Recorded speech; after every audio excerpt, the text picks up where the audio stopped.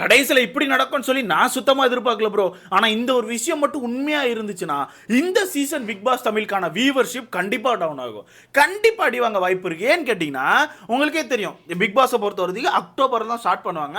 October, November, December, ஜனவரி இந்த ஒரு 4 மாதங்கள் தான் வச்சு நம்ம ஓட்டிகிட்டு இருப்போம். அப்படி இருக்கும்போது இந்த சீசனை பொறுத்த வரைக்கும் பிக் பாஸ் வந்து செப்டம்பரே ஸ்டார்ட் ஆக போகுது, சீக்கிரமாக ஸ்டார்ட் பண்ண போகிறாங்க.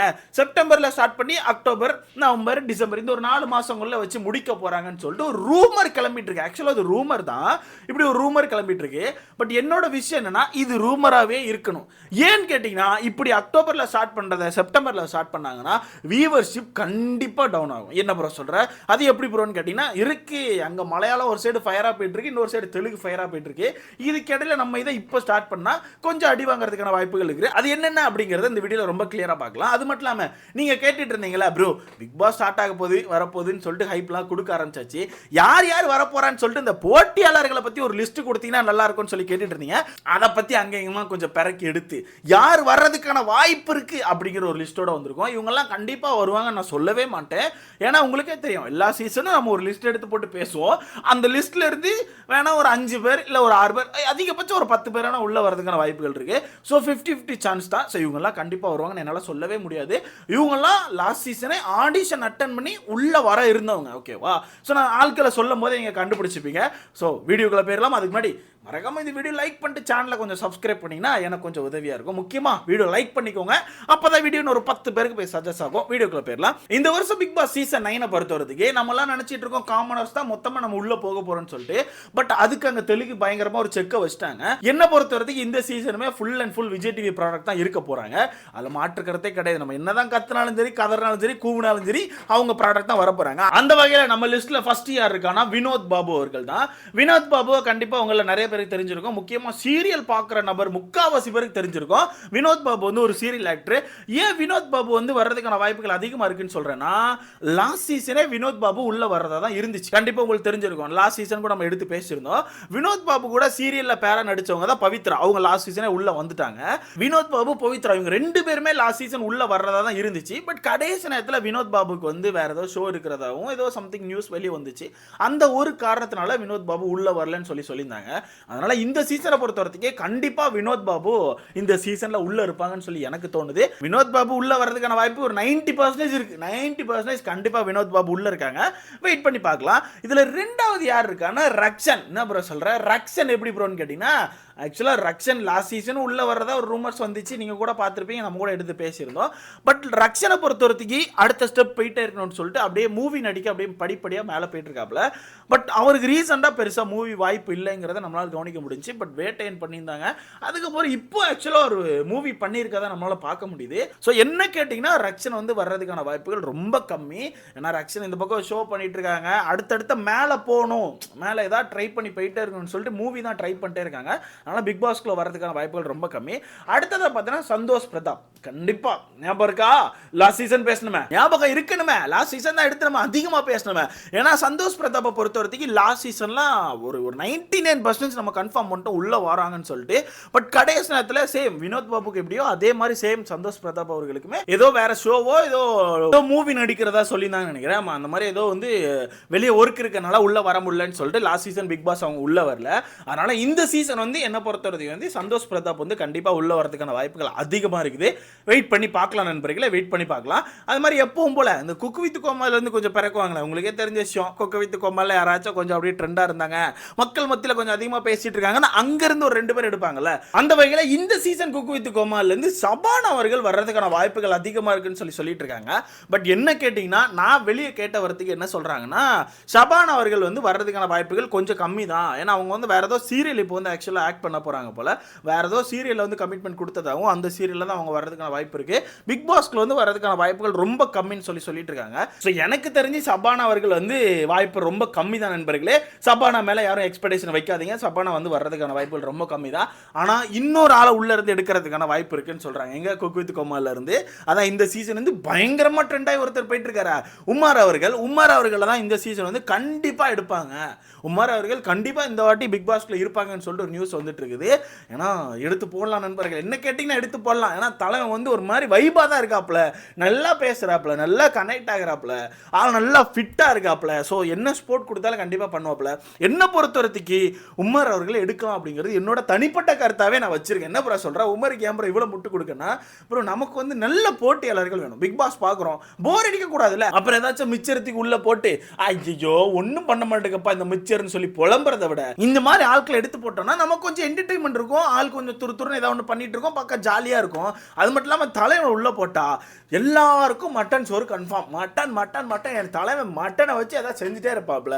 ஆனால் உமர் அவர்கள் வந்து வர்றதுக்கான வாய்ப்புகள் இருக்குன்னு சொல்லிட்டு இருக்காங்க. வெயிட் பண்ணி பார்க்கலாம். அடுத்ததாக யாரை சொல்றாங்கன்னா விஜய் பார்வதி அவர்களை சொல்லிட்டு இருக்காங்க. ஆக்சுவலாக விஜய் பார்வதியை பற்றி நம்ம லாஸ்ட் சீசன் சொல்லியிருந்தோம். விஜய் பார்வதி வந்து பிக் பாஸ் 8க்குள்ள வராங்கன்னு சொல்லிட்டு லாஸ்ட் சீசனே ஒரு விஷயம் வந்துச்சு, நம்ம கூட எடுத்து பேசியிருந்தோம். பட் கடைசி வரைக்கும் அவங்க வந்து ஆடிஷன் அட்டன் பண்ணாங்களா, உள்ள வர்றதுக்கான வாய்ப்பு இருந்துச்சா அப்படிங்கிற எந்த ஒரு விஷயமே இல்லை. பட் நம்ம எடுத்து பேசிட்டு இருந்தோம். சேம் அதே மாதிரி இந்த சீசனும் ஒரு சில விஷயங்கள் வெளியே வருது. சீசன் 9ல கண்டிப்பாக விஜய் பார்வதி இருக்காங்கப்பா, கண்டிப்பாக இருக்காங்க. உங்களுக்கு சண்டை காட்சிகள் இருக்குப்பா, வேணா பாருங்கன்னு சொல்லிட்டு ஒரு சில விஷயங்கள் வெளியே வந்துட்டு இருக்குது. நம்ம கேட்ட வரத்துக்கு விஜய் பார்வதி வந்து வாய்ப்பு கம்மின்னு சொல்லிட்டாங்க. இது எல்லாமே வெளியே சொல்லிட்டு இருக்க ஆட்கள் தான், நீங்கள் எக்ஸ்பெக்ட் பண்ணிட்டு இருக்க ஆட்கள் தான். பட் என்னை பொறுத்த வரத்துக்கு நான் கேட்ட வரத்துக்கு வாய்ப்பு கம்மி. விஜய் பார்வதி வந்து வர்றதுக்கான வாய்ப்புகள் ரொம்ப கம்மி. ஆனால் விஜய் பார்வதிக்கு பிக் பாஸ் ஷோவை பற்றி தெரியும். அங்கே போனால் பயங்கரமான பாசிட்டிவ் கிடைக்குமானா வாய்ப்பே கிடையாது. ஒன்று பயங்கரமான நெகட்டிவ் கிடைக்கும், இல்லை கொஞ்சம் பாசிட்டிவ் கிடைக்கும். அதனால் விஜய் பார்வதி வந்து உள்ளே வர்றதுக்கான வாய்ப்புகள் ரொம்ப கம்மி. வெயிட் பண்ணி பார்க்கலாம். அடுத்ததாக யாரை சொல்லிட்டு இருக்காங்கன்னா குரேஷியா சொல்லிட்டு இருக்காங்க. என்ன ப்ரோ குரேஷியா, என்ன ப்ரோ சொல்கிறேன்னா குரேஷியை சொல்லிட்டு இருக்காங்க நண்பர்களே. லாஸ்ட் சீசன் ஆக்சுவலாக குரேஷி உள்ளே வரதா இருந்துச்சுன்னு சொல்லிட்டு ஒரு சில ரூமர்ஸ் வந்துச்சு. பட் லாஸ்ட் சீசன் வந்து அவர் ஓப்பனாக சொல்லிட்டாரு, நல்லப்பா ஐயோ நான்லாம் பிக் பாஸ்க்குள்ள வரமாட்டேன்னு சொல்லிட்டு. பட் இந்த சீசன் அந்த மாதிரி தலைவர்கிட்ட இருந்து எந்த ஒரு சத்தமும் இல்லை. ஏன்னா தலைவர் இந்த சீசனை பொறுத்த வரைக்கும் கொஞ்சம் குக்கு வித்து கோமாளி ட்ரெண்டாக இருக்காப்புல, நீங்கள் கூட கவனிச்சிருப்பீங்க. ஏன்னா குரேஷியை வச்சு தான் என்னை பொறுத்த வரைக்கும் குக்கு வித்து கோமாளி போயிட்டு இருக்கு.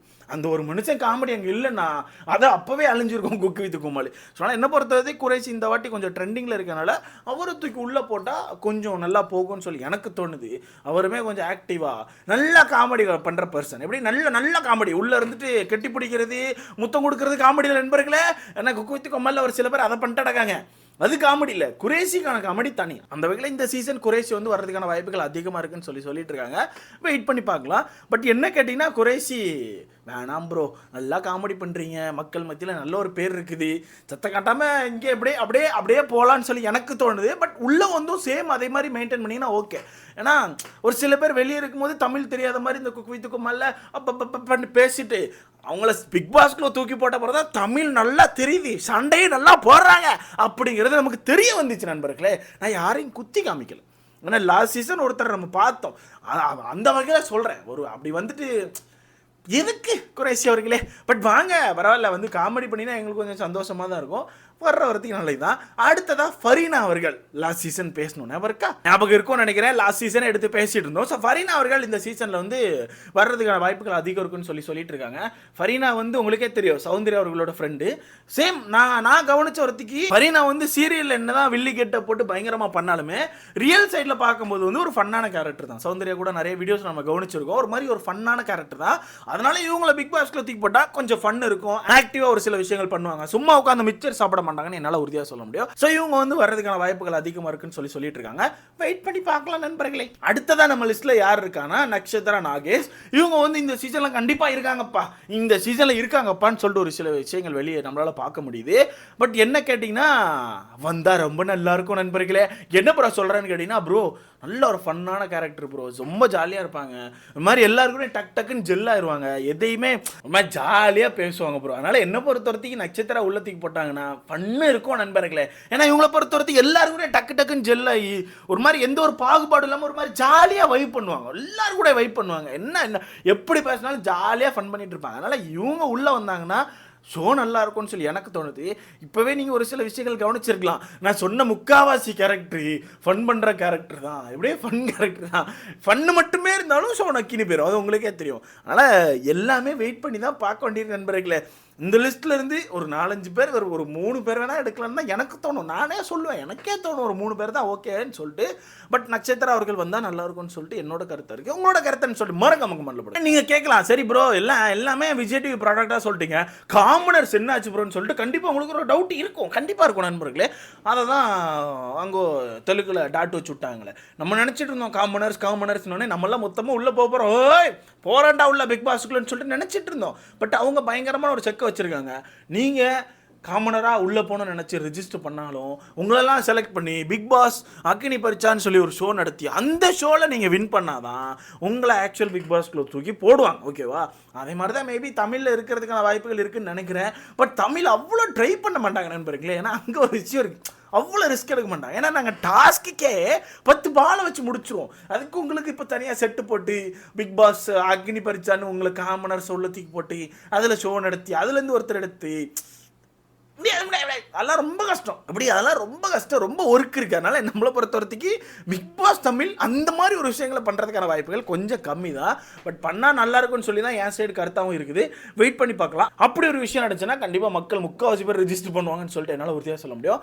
வெயிட் பண்ணி பார்க்கலாம். அண்ட் ஃபர்ஸ்டே சொன்ன விஷயம் தான், அந்த பிக் பாஸ் வந்து செப்டம்பரில் ஸ்டார்ட் பண்ணால் வியூவர்ஷிப் வந்து அடிவாங்க வாய்ப்பு இருக்குன்னு சொன்னேன்ல. அதுக்கான காரணம் என்னன்னா, இப்போ தான் மலையாளம் ஸ்டார்ட் பண்ணியிருக்காங்க. மலையாளம் அங்கே ஃபயராக போயிட்டுருக்கு. நேற்று தான் ஸ்டார்ட் பண்ணி விட்டுருக்காங்க. காலையிலே ஒரு மாதிரி ஒரு டாஸ்க்கை கொடுத்து ஒரு மாதிரி அட்டி பறக்க விட்டுட்ருக்காங்க.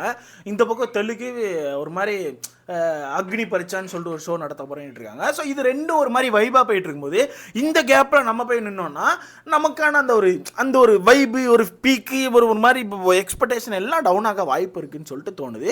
அதனால் இப்போ வேணாம், எப்போ போல அக்டோபரே ஸ்டார்ட் ஆகிறது தான் நல்லதுன்னு சொல்லி எனக்கு தோணுது. இதை பற்றி உங்களுக்கான கருத்துன்னு சொல்லிட்டு மறக்காம கமெண்ட்ல போடுங்க. அடுத்த வீடியோவில் பார்க்கலாம்.